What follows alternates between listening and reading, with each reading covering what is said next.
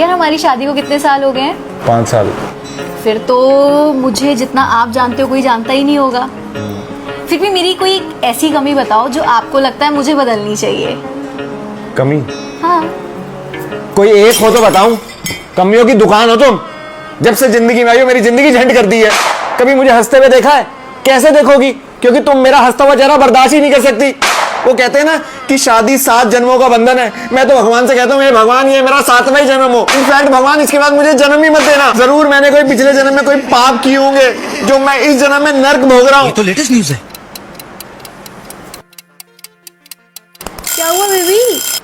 बताओ ना मेरी ये कमी। बेबी कोई कमी हो तो बताऊं। क्या बोला तूने? कमियां तो मुझ में है, कमियों का पुतला तो मैं हूँ। तुमने तो मुझे कंप्लीट किया है। वो जिसने कहावत लिखी है ना कि नोबडी इज परफेक्ट, झूठ लिखा है। You are perfect. क्या